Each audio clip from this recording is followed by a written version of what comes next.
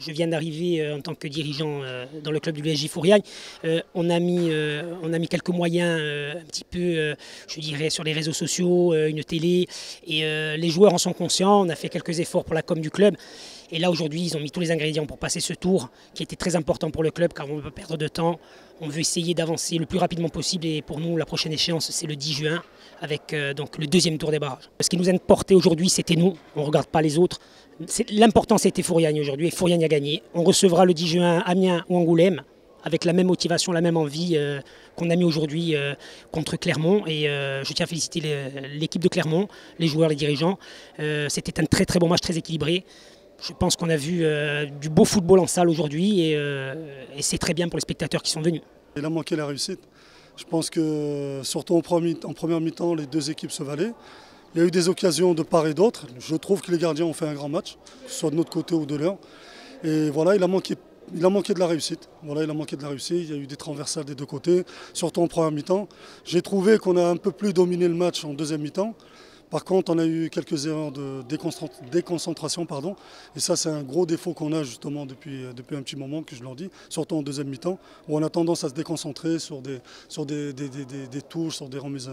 Et voilà, et ben, à ce niveau-là, ça a payé, on a pris le premier but, on s'est enchaîné sur le deuxième.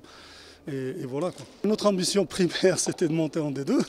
On avait travaillé pour ça, on s'était entraîné pour ça, et j'estimais qu'on avait le groupe aussi pour ça.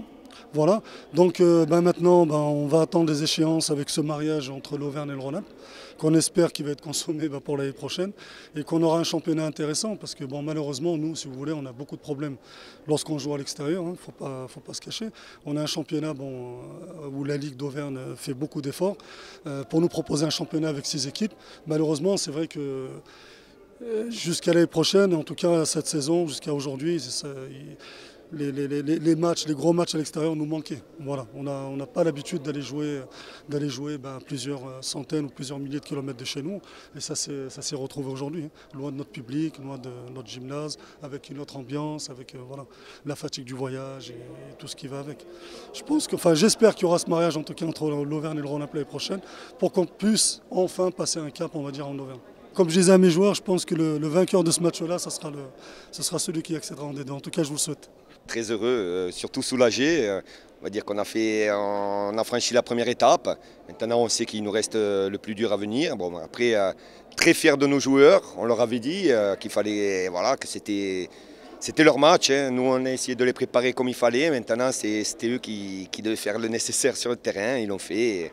On est très fiers et très soulagés. Le prochain adversaire sera Angoulême, ici, le 10 juin, à 16 h. On espère voir autant de monde dans la tribune qu'aujourd'hui. C'était très important. Ils ont fait le job eux aussi, pas que nos gars. Et on va essayer de faire ce pourquoi on est là depuis le début de saison. On essaie d'enfin monter en Ligue 2. Ça va être encore une grosse équipe, mais on va préparer nos joueurs pour le combat, parce que c'est un combat tous les samedis. On l'a vu, là, on peut aussi tirer un coup de chapeau à l'équipe